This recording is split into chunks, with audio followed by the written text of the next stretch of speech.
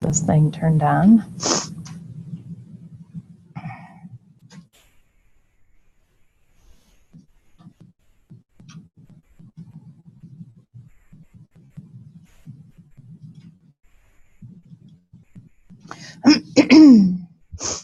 Well, anything from 9.4C or 9.5? Was there anything in there that we needed to take a look at that you had problems with over the weekend?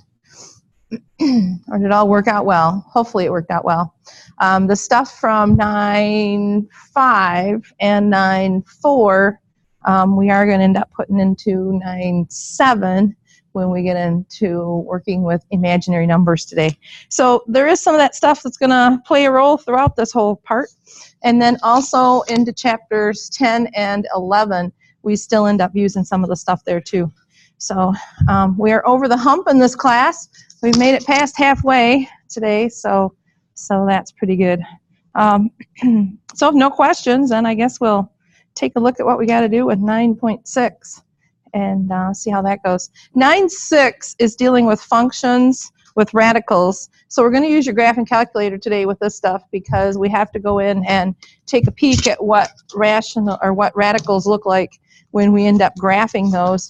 So you are going to use your graphing calculator today with this, and so just so you're aware of that.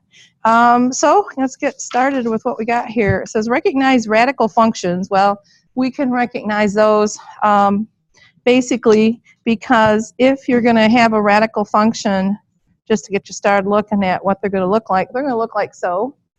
Or this is for a square, and a cube is going to come up and go like this, because cubes, of course, can use everything that is in the any number we can put into a cube. So we're not limited by cube, but we are limited by squares, because everything that we put in a square has to not give us a negative answer, because we cannot take the square root of a negative number, and so therefore we'll watch that. Evaluate radical functions. Find the domain and the range. Domain is our x values, range is y, and we'll review that in a second here. And then also graph these functions, so we're going to get an idea what they end up looking like as we go through and do them. So review. We have not had these in a while since basic algebra when we worked with them in chapter 3. There's the interval notation, and it's going to pop this back in, and you're going to have to enter your ranges and your domains in interval notation, so it's a good time to have a review of what we have happening with these. If you have brackets, brackets mean that the thing ends, okay, so that's end. So we don't have, it doesn't go on forever in that direction, it stops at that point. So I always look at these as kind of like a brick wall. So you got a brick wall and it's hitting that brick wall and it's stopping in that point. They are included. Any number that you have is included. And how you see these in inequalities is that you have a greater than or equal to or a less than or equal to. And so it has to have an equals. So it has an equals involved with it. So you want to make sure that you end up knowing that. Parentheses, on the other hand, are not included, or that it does not end. So if it's not included, I put a parenthesis showing that that little piece or that little section or that little thing that we have in there is not part of our answer. So these happen to be greater thans and less thans, but there's no equals in those. Also, it's your negative infinities and your positive infinities. So if you have anything that goes on beyond your number line, and we'll talk about that and figuring out where we need to put these and how that works. If you have that, you're going to end up showing that there's parentheses because it doesn't end or it doesn't stop at that point. So these are all your combinations, and these all come up on your keypad. If you pull up your keypad in Hawks, you'll see all of these. Parentheses, of course, means that there's no end with these. Bracket and a parenthesis, these two, and a parenthesis and a bracket. These are usually used when you have infinities involved in your answer, involved in your problem. So you have infinities there. This final one of 2 brackets is not used a whole lot. It's used kind of with double combinations of intervals. But these 3, you end up using those more than this one that's at the tail end of those. So I'll give you a chance if you got it written down and stuff to write those in place so you have an idea of what those are. Because once again, we use them as we go through any of those different pieces in there. So to practice a few of them, if these are your answers that we're going to get today, and once we solve some of this stuff, and so we need to have a way of writing these, of course, in interval notation. And if you get stuck in trying to figure out what your interval is, the easiest way is to look at these on a number line. If your variable is on the left, your number is on the right, your inequality sign is going to show you which way to go. So if I'm at 4, that means I'm going to have things that are bigger or equal to 4. So it's going to go off in this way, off to a positive infinity. And above the 4 is going to be a bracket because it ends at 4 because of the equals. So if I put this in interval, the interval notation on it is going to be, if you put your number line together, you read it right off your number line. So it's going to be a bracket at 4, all the way out to infinity. And because we never know where infinity ends, it's going to be a parenthesis. So when you do these, don't just say, oh, I'm just going to guess it. I can do it. I can guess it on what I'm putting in. You can make the easiest mistakes by not picking the correct pieces off of your keypad. Okay? So be careful. Make sure you write them out so that you know what you got. The next one, what way would it go in my number line?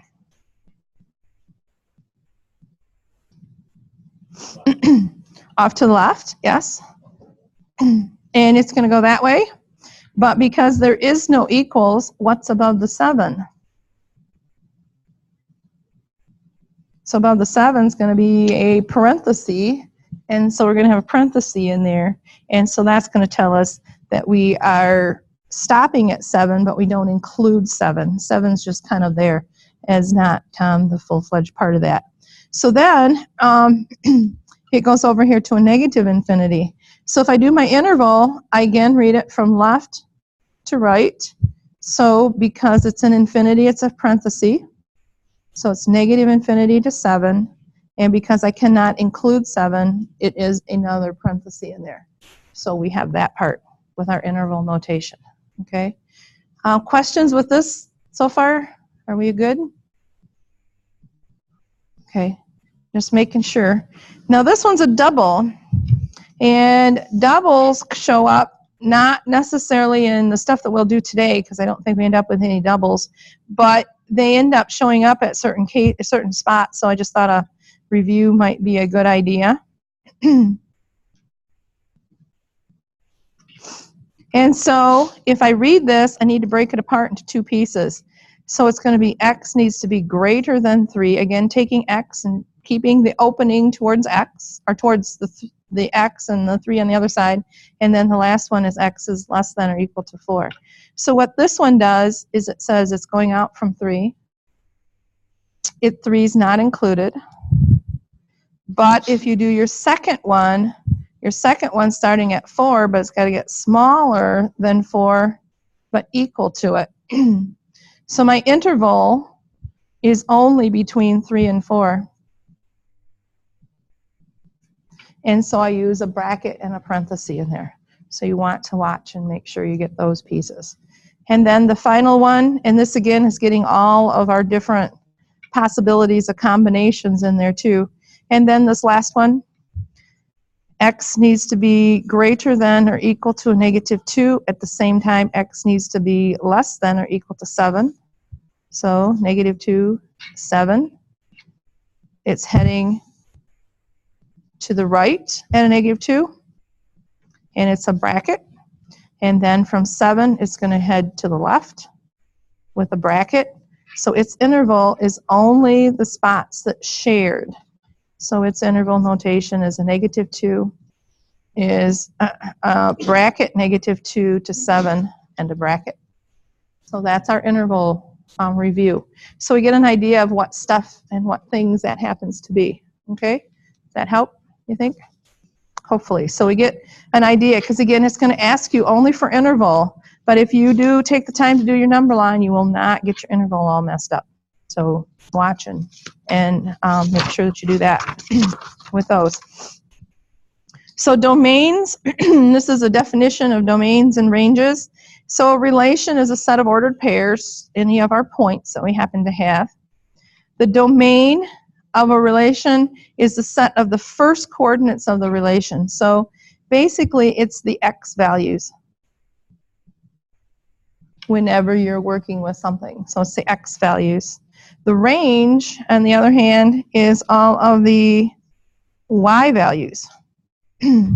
So the range is the y values. The other thing is the domain is the x-axis, and the range is the y-axis.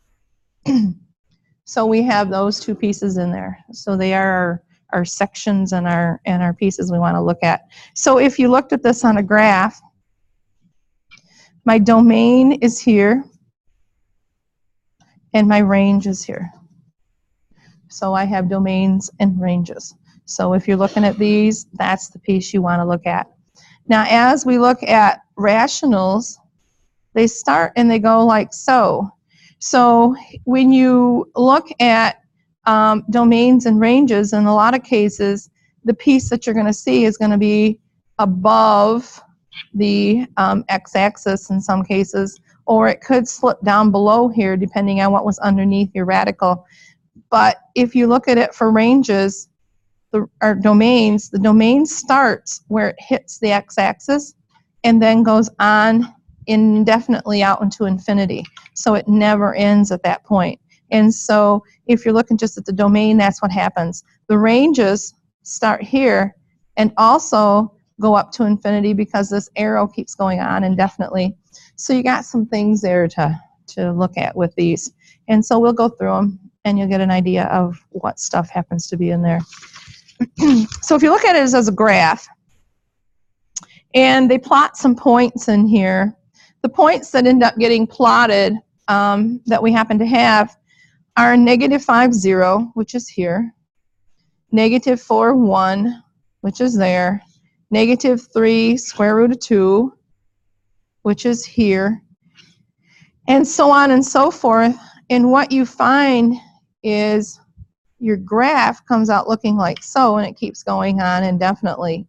And that's just the way in which these graphs happen, in which the pieces of your information pull together and what takes place in those. So you want to watch and make sure that you get your lines going and get your stuff in place and off of your graph.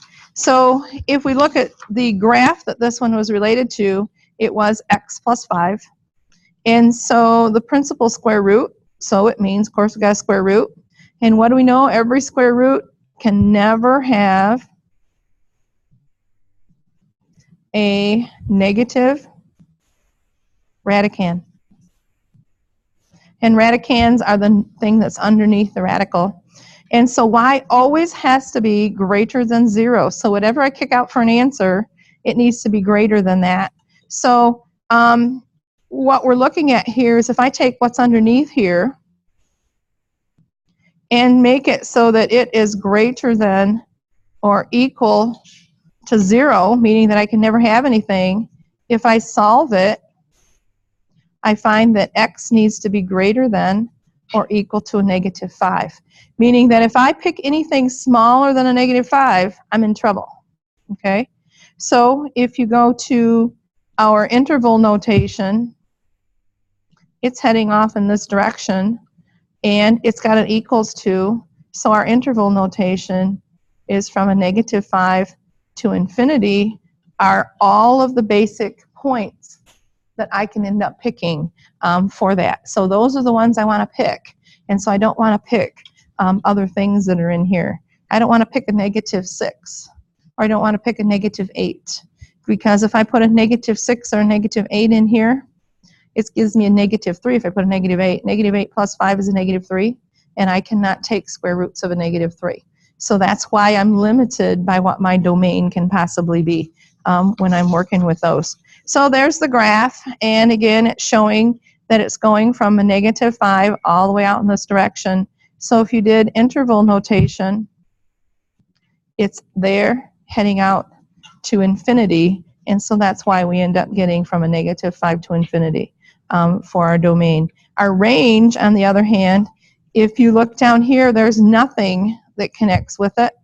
So the range starts at 0, because that's where this starts, and it goes on up into positive infinity, and so you get your positive infinity with that one. So that's the combinations with those and what ends up taking place. So let's get your calculators out and let's see what you guys come up with and what this thing looks like. It's still going with the same one, but we're going to look at some other ones and see what takes place with those. So if you grab your graphing calculator and go to your y equals, and then you clear out what I have in there. And so if I put this in, I'm going to go second my radical sign, and then I'm going to put x plus 5.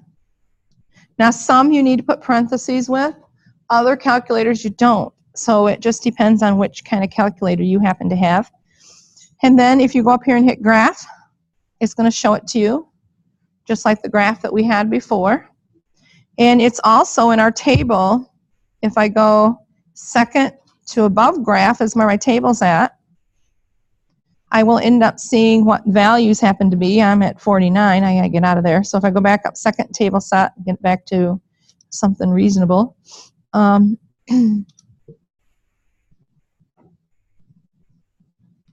Second table. And if I up arrow, what will happen is here's a -5 on my calculator, but if I up arrow one more place, I get errors. So if you see an error popping up in your screen when you go and you take a look at your table set, what that's telling you is that I can't have those. They don't work, okay? So I can never put in a -8. I can never put a -7. I can't put in a -6. But as soon as I reach a -5, that's when I start getting and finding numerical values. And as you look at these, they start going up kind of small. They're just a level of it coming up, but they will go on indefinitely, and so you'll have a variety of different numbers that would pop in there. Okay, did you get to work on yours? Okay, in Hawks, it's going to show you graphs. It will show you like 4 graphs, and it'll say pick out the one that matches. Be really careful because some of them are very close. Okay, and usually how you can tell the one that matches is where it crosses the y-axis at. So be careful with that part. Also where it starts here. They have a tendency to put ones that go the opposite direction for you to compare. And they might put one that starts over here and goes the exact same. It looks almost the same. But you need to pay attention to where it starts and where it crosses the y-axis at. So if you look at your graphs that they give you that are already graphed for you in Hawks, you'll see that comparison in that spot where they end up crossing at in there. So again, this is just kind of showing you what shows up on your calculator with your graph and what type of stuff that you happen to see with that. And then let's try this one. This one's a cube. So if you go back to your y equals, clear out what you have in there. And how do I get a cube? Guys, remember? Where do we go to get a cube? A cube root? Well, it's under your math button. So if you go to math, down to number 4 will have a cube root in it, so you can put your cube root in there. And then put in your numbers, 2x minus 3. And what do we know about cubes? We just had those before. Cubes, we can put anything in there because I can get the cube root of any negative number. Because the cube root of a negative number, if the base is negative and I cube it, it's still going to come out negative.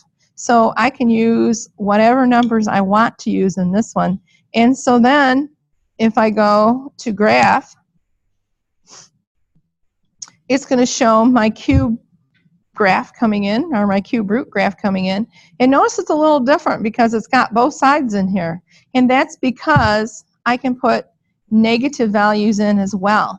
So what this means, if I see this on my graph, it means that my domain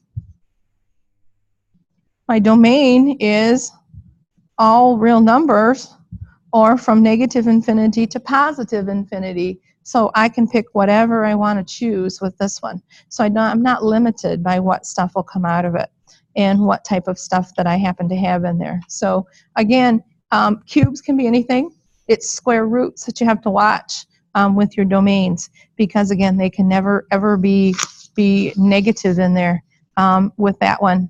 And so this is kind of talking about your table set, and it gets you, if you go second to your table set, you can put in where you want it to start at. They have theirs starting at a -3. I had mine at a -4, but all you need to do is just type -3, and you can start it at that point. You can start this at anywhere you want to, so you can get an idea of what stuff happens to be in there. If you go down into here, this is increments in 1, so that is how your table is set up. Then your input, or your independent variable, is your x variable. So if you ever have to find something and you want to know what it happens to be for an answer, you can just go down here and change it to ask, and then you can just type in your number. So let's go down and try that. So we're going to go over, arrow to ask, and we're going to hit enter. And then if I go to my table, my table's going to be blank. Don't fret, it's still there, but this time I need to type in what I want to find. So if I wanted to find on here what this would be at a -5, I can type in a -5, hit enter, and it will calculate it out for me. So it's going to give me what that's going to be. And that's important for today's stuff, because we've got some things we got to find out whether numbers work for these things and what we plug into those. And so it's going to help me there to know what's going on. So if you happen to hit your table and there's nothing there, that's probably because your table set is set on ask. It's not set at what it should be. Now every time if I go back to y equals and I change my y equals, it will still calculate -5 for whatever I put in right now, because that's what I've told it. And so it would calculate out a -5. So if we had a -39 and I wanted to find out what it would be at a -39, I can put -39 in, and it will calculate that it's at a -4.327. Okay, so you can calculate it wherever you want and whatever number you want to put in there. So it's kind of handy to have. So you can go back through and look at that and figure out what does end up taking place with it. Okay, so that's that part. And then they're getting into table set and showing a little bit more of where that happens to show up at and what takes place with it. So that's that piece. And then again, with this sheet, it's just showing again what your graph comes out looking like, because again, it has everything in there. My domain is all x's.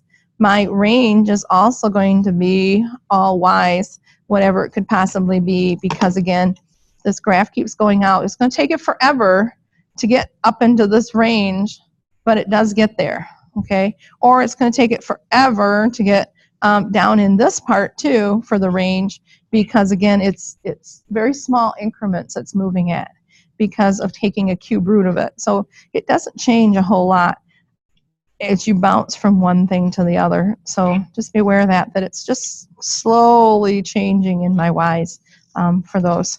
Okay, so that's that piece. And then again, it's just showing it one more time. So now let's see if we can do some stuff connected with our homework type of problems and see if we can come up with what this is supposed to look like and so forth. So if I have this, of course, I'm going to use my graphing calculator, and this is telling me I want to graph this, so I want to get a picture of what it looks like. So if I go to y equals on my calculator, clear out what I have, go second square root, type in 2x minus 5. Then I can hit my graph and take a picture of what it looks like. So that's what it's going to look like. So if I put it onto my graph that's here, and it will pop it into Hawks for you when you plug some stuff in there with that. And so it looks like it's kind of somewhere between here, and it's kind of going off this way. And so that's what my graph looks like. All right. So can I find my domain just by looking at my graph? Well, it's kind of hard because I don't know where that point happens to be. Okay, I don't know where that location is at. So that's where our algebra comes in, because my domain is 2x minus 5. It needs to be greater than or equal to 0. And so if I look at that, I can end up finding out where that happens to be. So now if I add 5, I find that 2x is greater than or equal to 5. Divide by 2. So I find out x needs to be greater than or equal to 5 halves. So my true domain is going to start here at 5 halves, and it's going to go out to infinity. So my domain, it can be included because there's an equals, at 5 halves to infinity. And so it's going to ask me for what that domain is going to be. Okay, so that's my domain. So I've got my domain. I have my graph, but now I still need to go back and figure out what it is at 12. So where is this graph in location at 12? So if I'm out 12 spaces, where is it at up here? Where is it hitting, or what is it touching at 12? So that's why we go to table set. And if you leave it on, whoops, if you leave it on ask, you can just type in 12 when you get over here to your table. So second table. Now realize it's put these two numbers into that equation that I just put in. That's the 8 and the 5 that I put in, or the negative 39 and the negative 5 I put in before. But if I go down here and type 12, it's going to, oops, supposed to,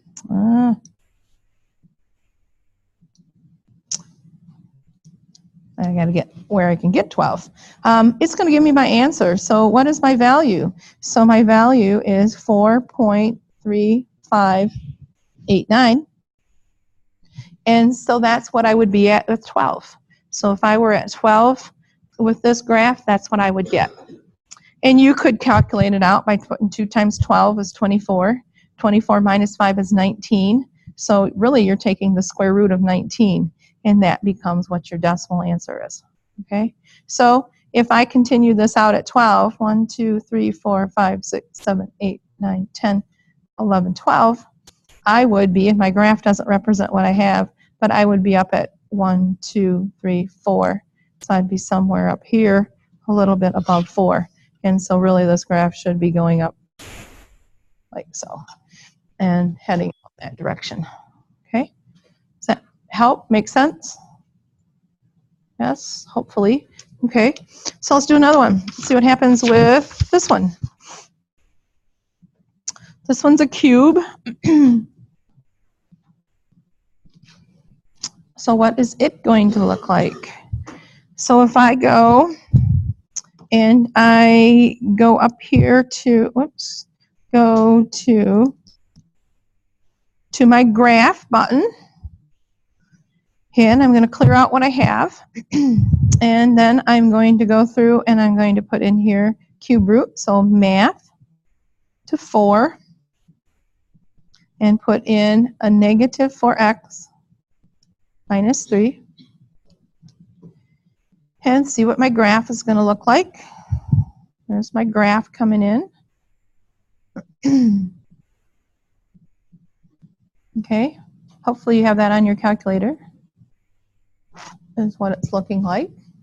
Now if I want to get it to look a little better on my graph paper, I can of course find points, but I have to get my table set off of ask. So let's go down here and get it off ask, put it back to auto, so I can get a table. Then from my table I could graph it on my graph paper. So let me get my X and Y axis in here.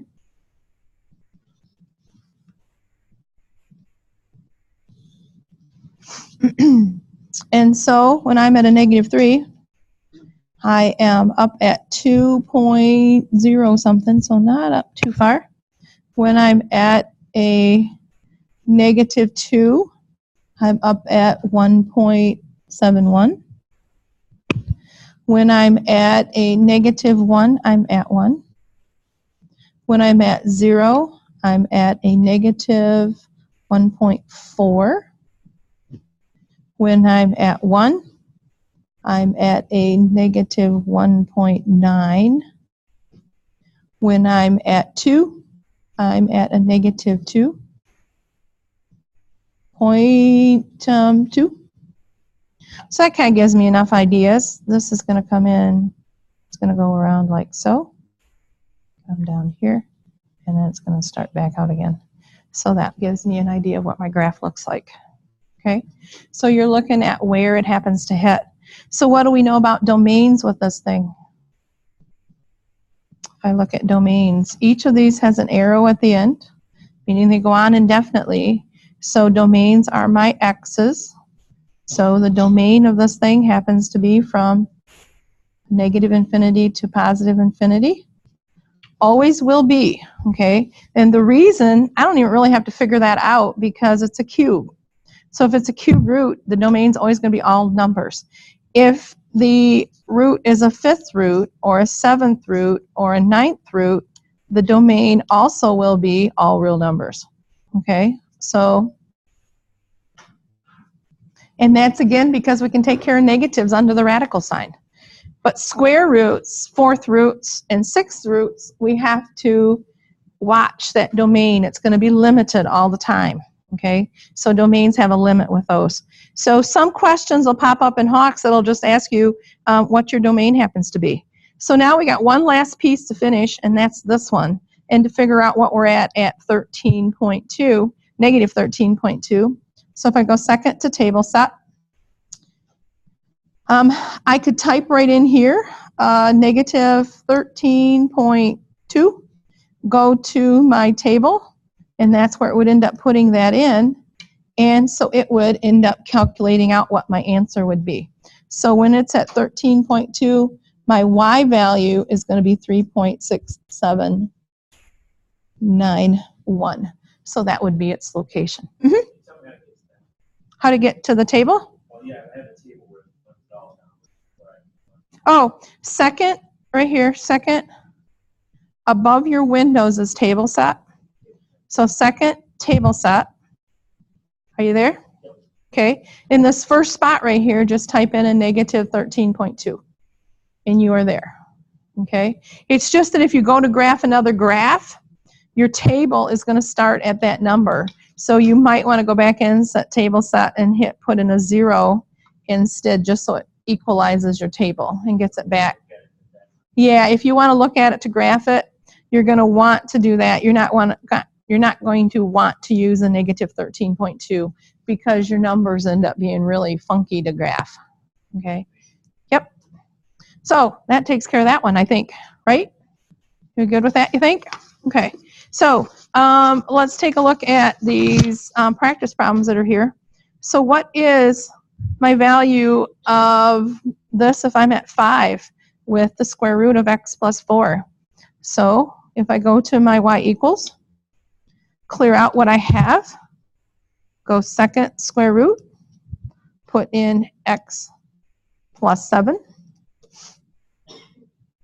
go to my graph, want to show me that, but I want to know what it's at 5, so I can just go second table set, or table, and go in here and find 5. So when I'm at 5, I am at 3.4641. So that's what my answer would be. So that's what it's asking you for. Okay. So where you would be at that point. And then each one changes. So g of x, meaning that I have the function of the square root of x plus 3, or 3x plus, or 3x minus 1. So I'll plug that in.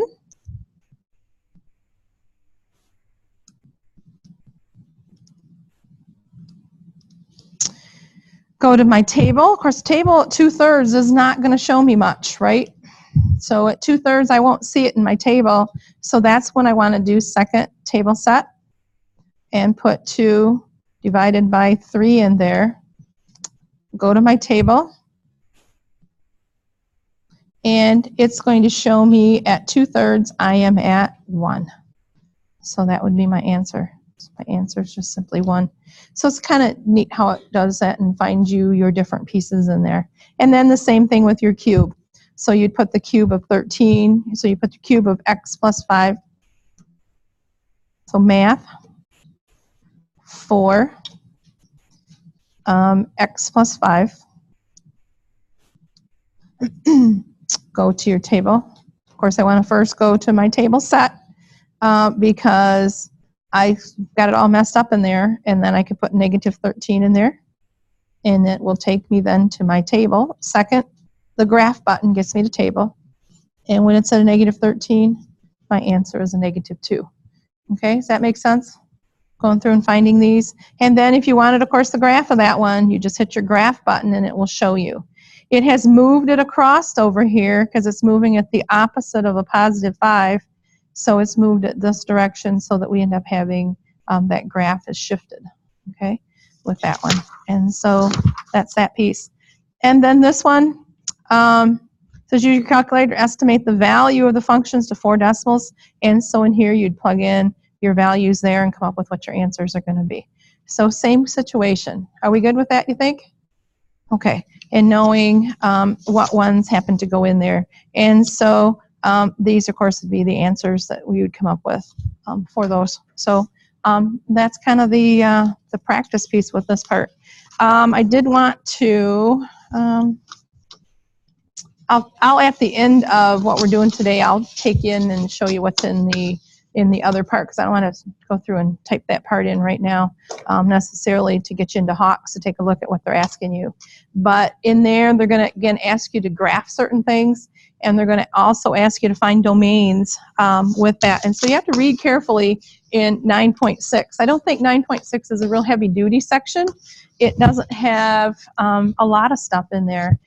It's just be careful. Read it and see what it's asking you for, whether it's domains or whether it's asking you what the function is at a certain value, because it's going to ask you both of those things. So as you go through there. But we'll go back and take a look at that in a second here. 9.7, at the beginning of chapter 9, we had things that look like the square root of a negative 16. And we saw that and we said, oh, can't do anything with it. So we wrote no solution at the point at the beginning of chapter 9. Because we can never take a square root of a negative 16 or a square root of a negative radicand. They have to always be positive of what we're looking at when we're working with those under square roots. So therefore, you can't really do much with that part.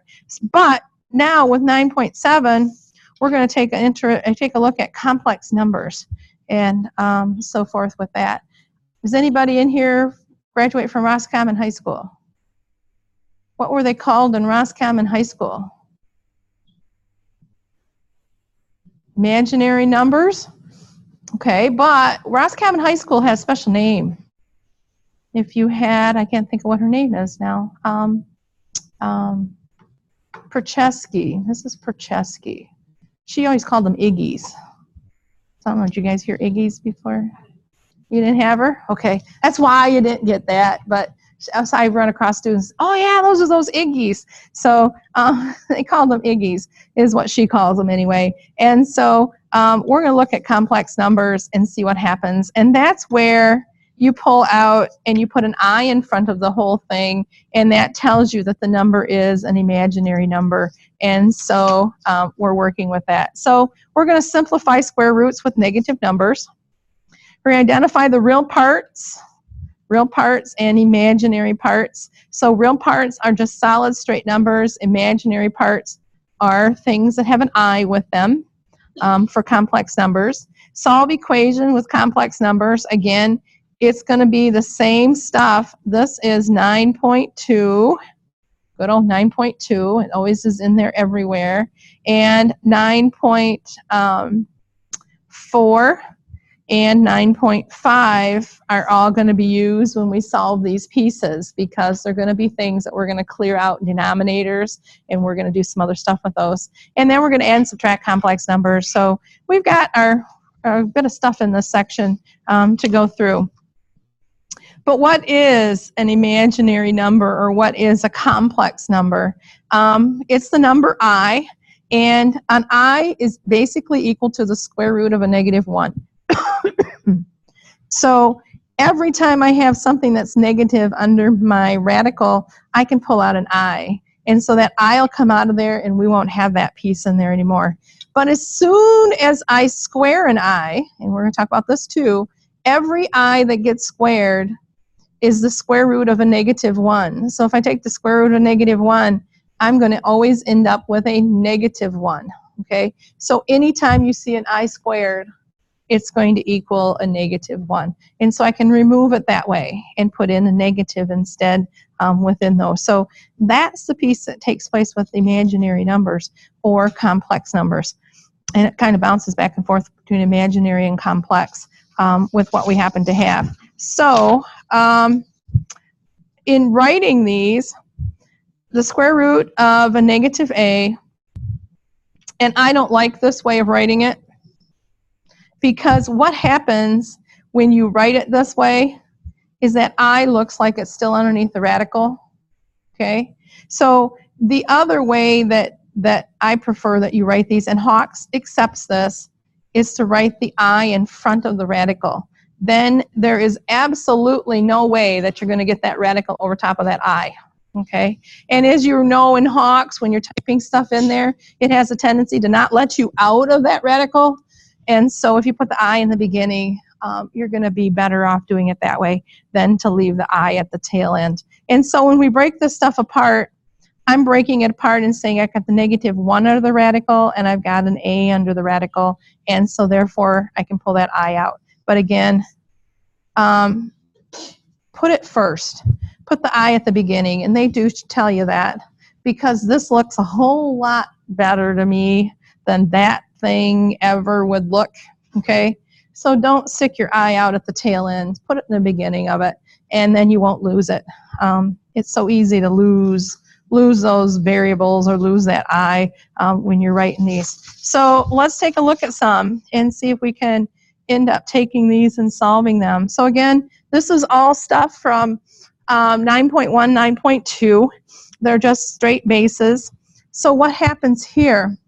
Well, if I pull an I out, I get the square root of 25. So what do we know about the square root of 25? What's it equal to? 5. So really, all that is equal to is 5i.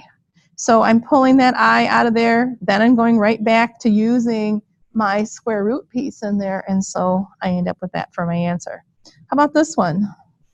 Once again, it's the square root of a negative 36, so I can't write no solution anymore. So I'm pulling out an I, and what's the square root of 36? 6? So I'm left with 6i. So this isn't really anything, it's just the fact that I have to pull an I out of there that makes it different. But other than that, it's basically the same stuff as what we've been doing. So here, if I pull out an I have the square root of 24. 24, is that a perfect square? Nope.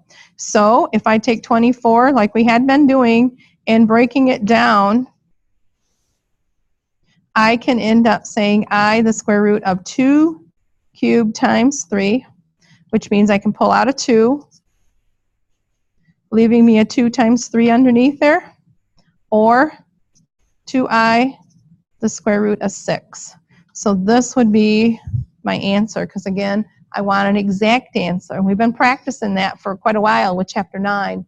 And so I think you might be okay with that. Are you okay with that part? Pulling stuff out? Okay. And so if we break this stuff apart, we can end up coming up with what those solutions would be.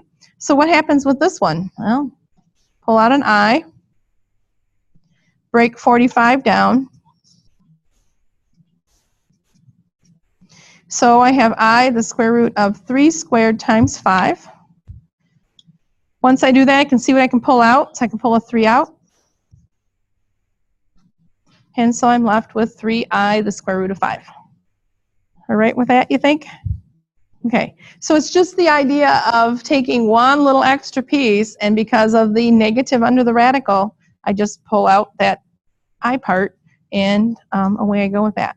Okay, so that is that piece. So then complex numbers, we have standard form, and we have a complex number, and that is a plus bi. A is the real part. Bi is the imaginary part. So we have two kinds of combinations in there. So real part down here, imaginary part there. So anything that has an I with it ends up being called the imaginary part, and so it ends up being that section in there. So to be pure imaginary, there's not going to be any A portion with it. To be all real numbers, there'd be no I part connected to it. So there's just those different varieties and different pieces that you happen to have with those. So the term imaginary, somewhat misleading. Complex numbers and imaginary numbers are no more imaginary than other types of numbers. In fact, all types of numbers we have studied, whole numbers, integers, rational numbers, irrational numbers, and real numbers, are products of human imagination. So way back in the, gosh, I don't even know where counting started. Counting started eons ago, but we had to have some way to handle it. And so humans started to come up with this. It's been serving us well. I don't think anybody's found a flaw in any of it with counting and with stuff. But again, it's how somebody was sitting there at night and says, I wonder how we can handle those negatives and that.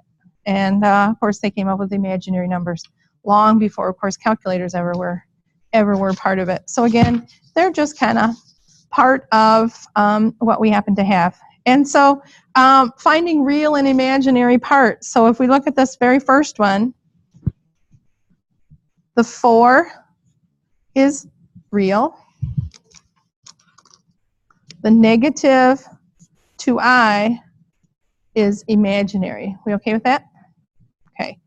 This one, because it's a fraction that we have, it needs to be broken apart first. So we have 5/3 plus 2i over 3, because then I see my two sections to it. This one's real, and this section is imaginary. And I think you guys can all see that because it's the I with it, it's imaginary. And the 7 over here is all imaginary. Or no, all real, sorry. I got my R in there. That one's all real because there are no imaginary pieces to it. If you wanted the imaginary part, you could put a plus I at the tail end of it. But is there a real necessary need for that? No. We just know that's all real with that one. And this one is written the way they like to write it. Once again, I'm not too keen on that. So I would rather write a negative I, the cube root of 3. And this one is, of course, all imaginary. And so you want to make sure that you write it in the format that you need to. We good with that part? And coming up with what our pieces happen to be. Equality of complex numbers. For complex numbers, a plus bi and c plus di. If a plus bi and c is equal to c plus di, then a equals c and b equals d. Meaning that you've got this combination of stuff in there that we can end up having that they're equal to each other. So if these two equal each other, then a is equal to c and bi is equal to di. Meaning that those combinations of what we happen to have. The reason for this is because we want to take things that look like this, and we want to be able to break those apart and see what's real and what's imaginary in here. So usually, outside of one practice one they give in here, the X parts go with the real parts. The Y pieces go with the imaginary pieces. So what it's letting me do is to break this apart. So X plus 3 is equal to 7. And 2yi is equal to 6i. So if you break it apart, then you start to see what each one's value happens to be. So then we minus 3 from both sides and find out x is equal to 4. Over here, we divide by 2 and find that y is equal to a negative 3. If you leave your I in like I did up here, 2yi is equal to 6i, you simply divide by 2i. And the i's will cancel. 6 divided by 2 is 3. Here, the 2 and the I cancel, leaving me with y. So, yes, negative. Oh, yep, thank you. Yep, my negative, because it's right there. And so, yeah, it should be a negative 3 would end up becoming my answer for that one. So you want to regroup stuff. So let's see if we can do some of those and get some regrouping things done. And this is the one that they stuck in there, that they made the i's the x's and the y's the reals. So if we look at anything that does not have an I with it, is considered real. So 2y is real, plus 3 is real, negative 8i is imaginary, okay? So I'm hitting it equals, and if you break this apart like I'm doing right now, and say real, real, imaginary, real is 9, imaginary is 4xi, you will get your stuff in the right spots, okay? Don't go through and try to break it apart with separate ones. Break it apart piece by piece, and then you'll get stuff in the right spot. So if it's got an I with it, it's imaginary. If it has no I with it, it's real. So then if I solve this, I'm going to minus 3. Divide by 2. So I find y is equal to 3. And my imaginary part, I'm going to divide by 4i.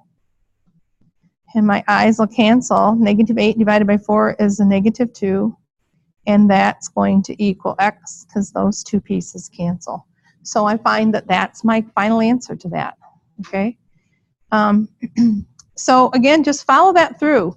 Break your pieces apart and just stick them in the locations where they're supposed to go, okay, as you go through this.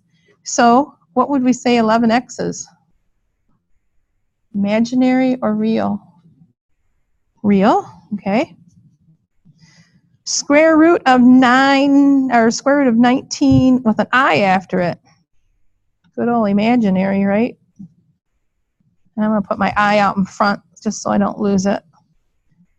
Then the equals shows up here, so I put my equals in here. We good with that, you think?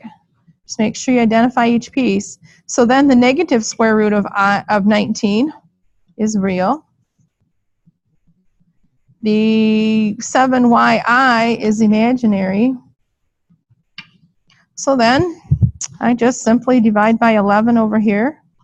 I find x is equal to the negative 19 over 11.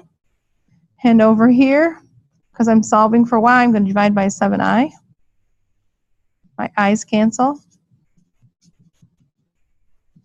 And I find my imaginary part. Okay? So don't let y's always be imaginary and x's always be the others, because they bounce back and forth in there with what one goes where. So what do you think? So far? We're good? Okay. And this last one, you guys work on it. See what happens to it.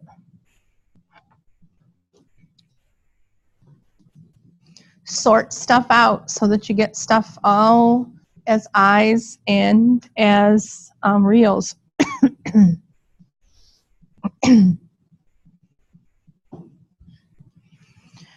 Start on the left, work all the way through, putting them in their locations. Okay. The equals is the balance, so you want to put an equals with both pieces as you do that. And then see what it comes out to be.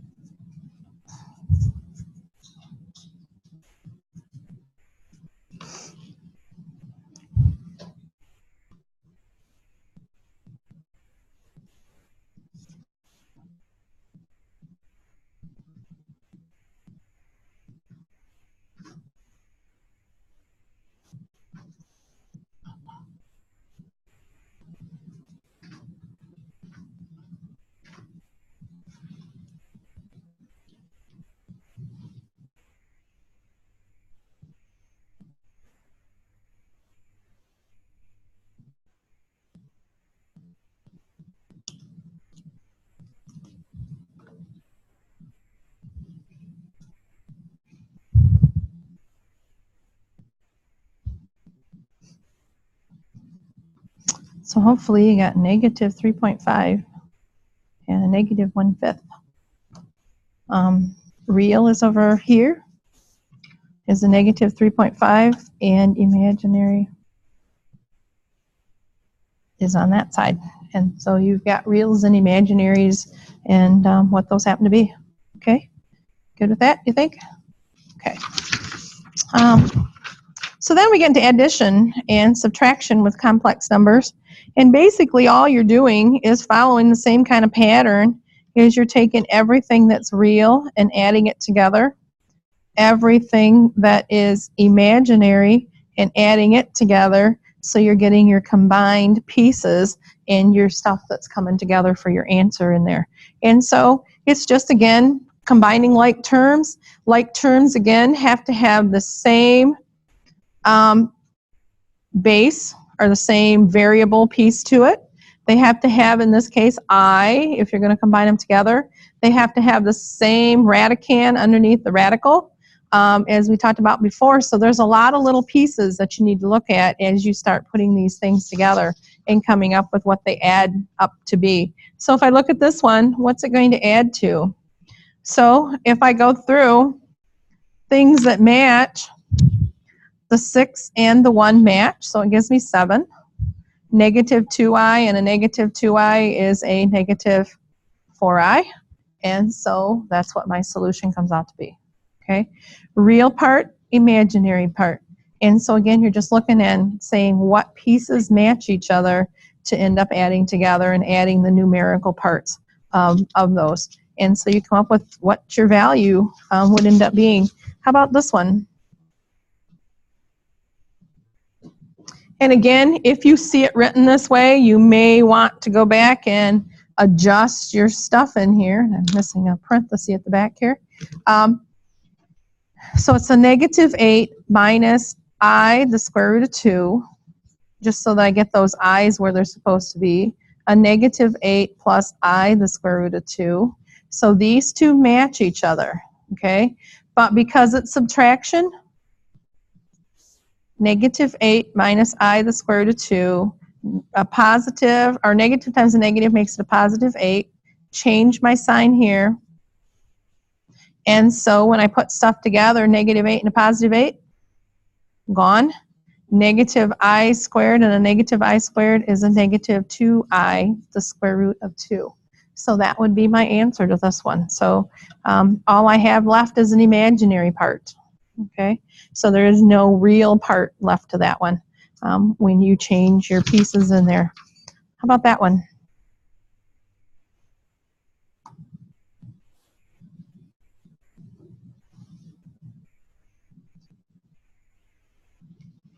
Just anything could put together. And the square root of 3 minus 2i plus 1 plus I, the square root of 5. So does anything match? Can I put square root of 3 and 1 together? They're real, but they're not, you can't put them together. So your answer is 1 plus the square root of 3 minus 2i plus I, the square root of 5. And in Hawk, sometimes for your answers, they will have you put the real piece together, and they will have you put the imaginary parts together. But in the imaginary, they'll have you pull out an I and leave it as negative 2 plus the square root of 5. Just so you know that sometimes they make you go through and pull out the I portion so that you end up getting it into this format. So you know the imaginary part and the real part of your equation. So if sometime you type it in and it says, not quite right, that's because they separated that piece out. And so you want to be careful with that. Make sure you separate your parts. Okay, what happens with this one?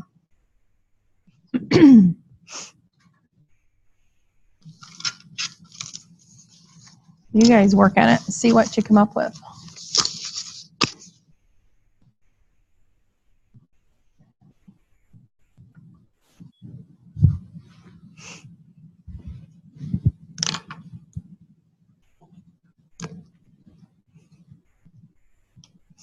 Watch your subtraction because everything in this piece is going to change.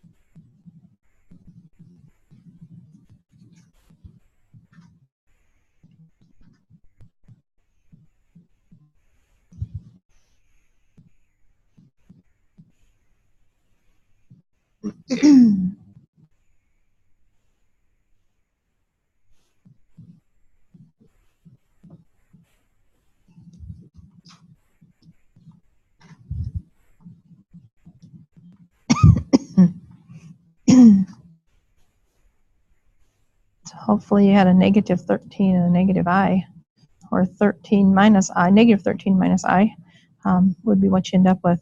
Because once you change signs in here, that becomes negative, this 3I becomes negative, this becomes a negative 3, and the 6I just comes down. And so you get your combinations in there.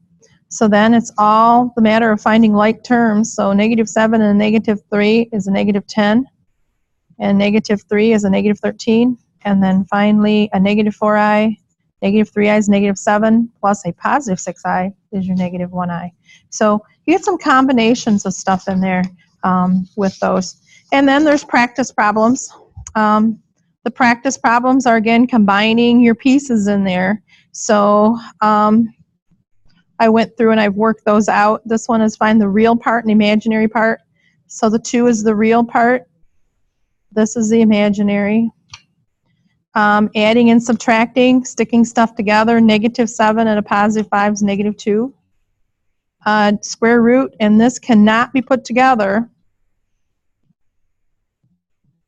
I the square root of 3 minus 2I, and then they break it apart. Negative 2 plus parenthesis, pull out the I, square root of 3 minus 2. And then this one, you got to change signs on it.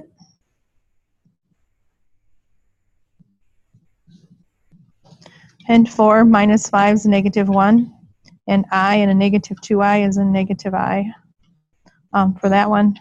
And then down here is solving and getting your imaginary pieces together like we did at the front. I did end up going through and working these things out. So just to show you what those answers would be and going through and working them out. We did some of them in there. So we've got our pieces in there. And this is number 5 worked out. For some reason, the copier decided to chop off pieces. And so then you'd do the exact same thing in there and get your 2 pieces with those. And so then you get your answers and so forth. Questions on this section? Again, it's just pulling out imaginary pieces and connecting real parts and imaginary parts. I don't think it's too bad either. What do you guys think? Pretty straightforward, pretty easy piece to do, and so I think we're good there, hopefully, with that. So that's the answers. Okay. All right. Take a break. I don't know. We might pull up. Let me work in pulling up that section 9.6 so we can take a look at what type of stuff they're asking you to do in Hawks, because I think they ask you a little bit, maybe a little bit differently than what I had. So take a break.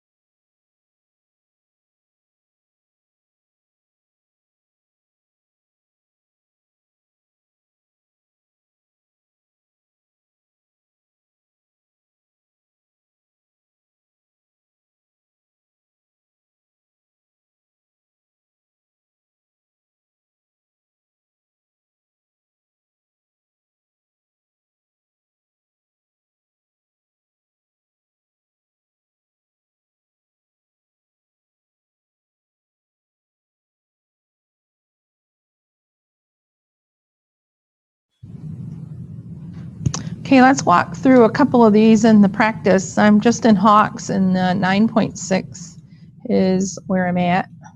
And just so we get an idea of what type of stuff they're asking you for. Now this one is just asking you to figure out what 9 would be. So that's where we went to our calculator and did our table set so we could go in at a -9, entering this first into graph or into the y equals area, and then putting this piece in, and it'll calculate out your answer. So I think we can skip that one. I think that one's pretty good. Same thing here. It's asking you to come up with what your answer is, but be careful because your answer should be in simplified and written in radical notation. So that means what comes up on the calculator is going to be a decimal answer. So you'll want to work this one out by hand.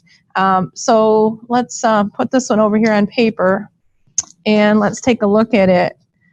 So even though we could put this whole thing into our calculator, it's not going to help us out because they want it in simplified form. So let's go over here. I've written it on the paper.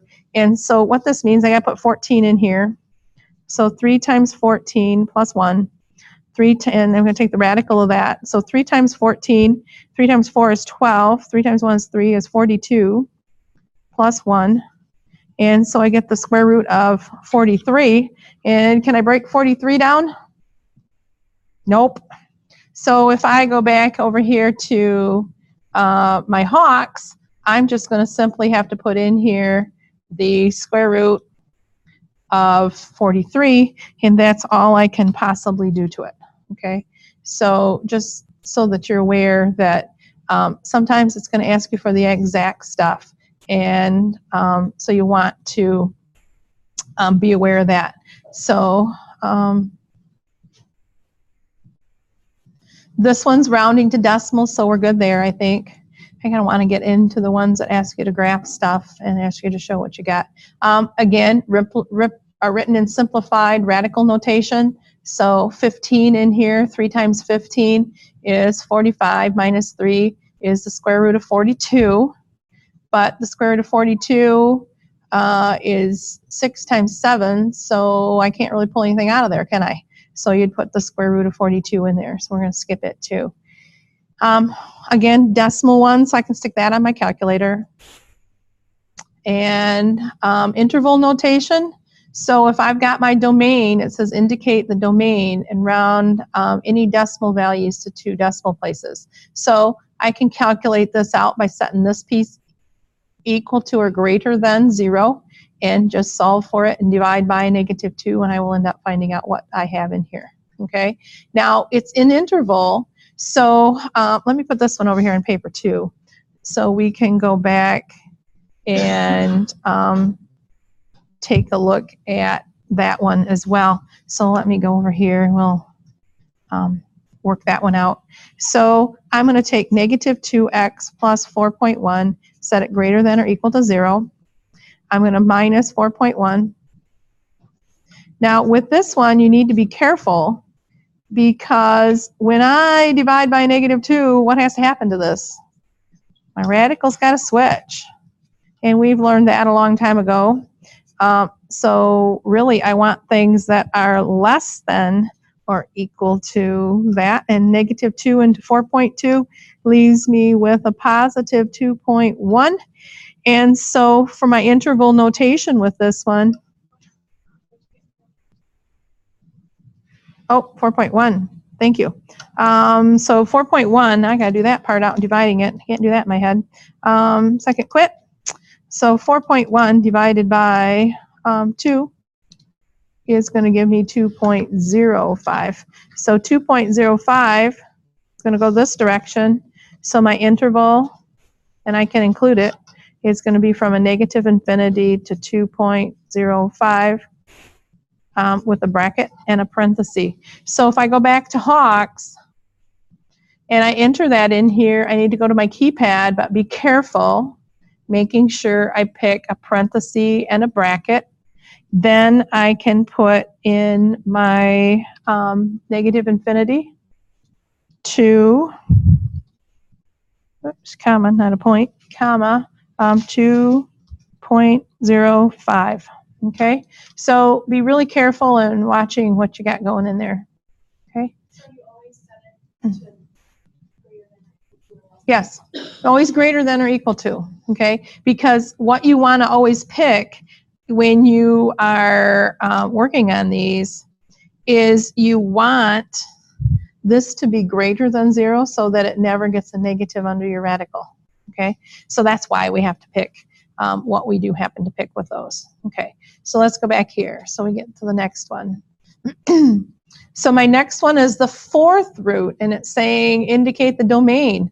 Well, a fourth root is also like a square root, so I can't have any negatives under there either. So I'll go back and I do the same thing again. Set this equal to or greater than 0, and solve for x and get my answer and put it again in domain, or the domain of it, and I'm going to put it into interval notation. So that's what happens there. We good with that one, do you think? Okay, so we're going to skip that one. Use interval notation here again, and so it's a cube root. So do I have to really go through and do a whole lot of math with this one if I pay attention to my roots? It's a cube root, so cube roots mean I can have anything I want to have. So with this one, I can simply hit my parentheses and put in a negative infinity, comma, infinity, and I'm good to go. So I don't have to solve it because it's a cube root, okay? So there's no solving to that one. And so you want to be careful and watch cube roots and fourth roots. But because this has a fourth root, I need to definitely set that one equal to or greater than 0 and solve for my x in there for this one, okay? So be careful with those. And we're going to skip that one. And then this one, same thing, we're plugging it back in for an answer to that one and figuring out what it would be. It says round 4 decimal places, so it's not exact, so you can put that on your calculator. And back to interval, cube again, so it's all real numbers. And I'm wondering where my, fifth root. What about fifth root? Do I have to do math there? I have a fifth root. Actually, fifths are like cubes. So there isn't anything that you have to do with that outside of just send it from negative infinity to positive infinity. So that's the only thing you got to do. So as long as it's an odd index, you can get your values in there. So watch those. And here's the graph, finally. We're getting down to it. Now I need to compare. Now, if I put this on my graphing calculator, I'll go back to my, I gotta write down what I want in there though. I want y equals, clear out what I have, and I want second square root negative x minus 4. And be careful, make sure you put minuses in there, or negatives in there, not minuses. And I think I've got a minus instead of a negative. There you go. Go to graph.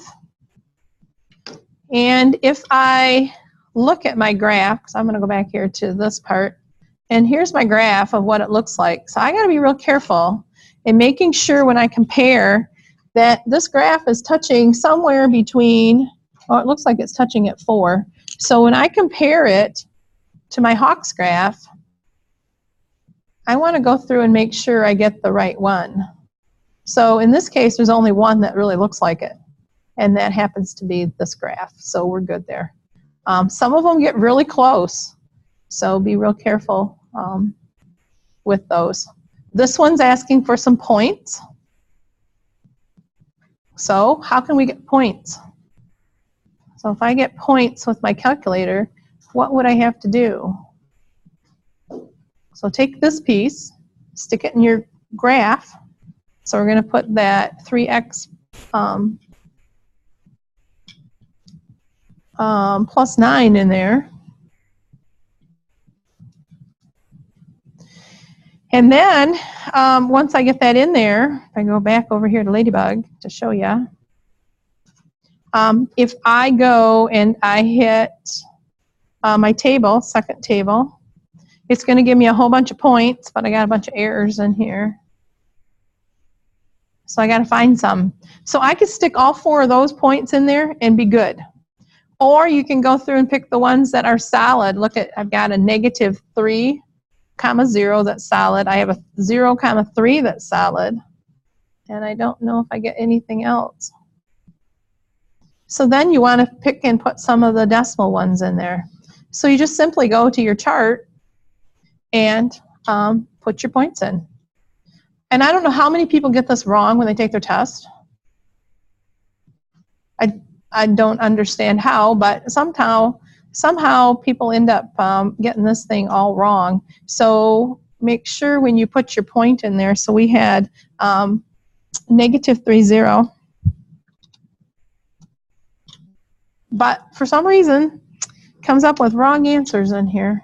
And another one was 3, 0, or no, 0, 3. And then finally down here at the bottom, we're going to just pick one that doesn't have -2. But that one I got to put a lot of decimals in here, so I'm going to put 1.7321.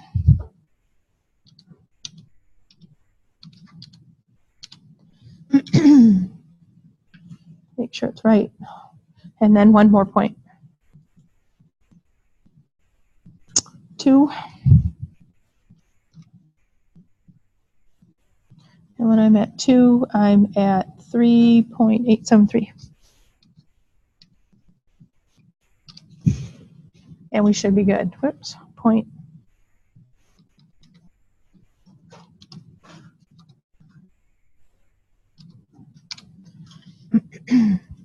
But for some reason, so see, it didn't like my answer, did it?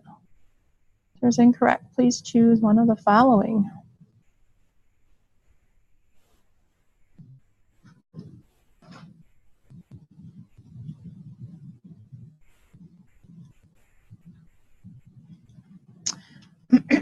And that might be why it doesn't come out right. But if you get this and I go through and correct your test, you can, I'll end up giving you credit for it, because these were the points I picked right off of my problem that I happen to have. Put it in right. 7321, -30, and 03. Not sure why. Unless it wants the exact values in here. -6 plus 3, so we could go the square root of 3. Whoops.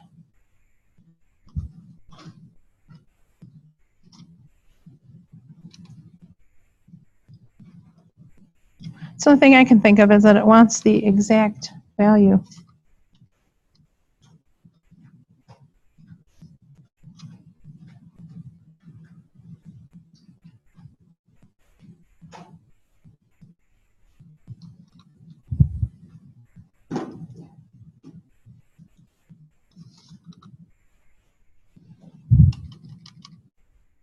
Let's see what it likes now. See, now it liked it. So sometimes you got to put the exact value in there. It's not letting you round it off. And those are the exact same statements that I had made. So be careful with those. And then, of course, it gives you a cube root one that you can pick. Point such that the domain values are between, and we pick stuff between there. So that's kind of the idea with that section. So be careful with the graphing and picking out what ones and so forth with that. Okay, and I don't think we need to take a look at the other one because I think we're good there. Okay.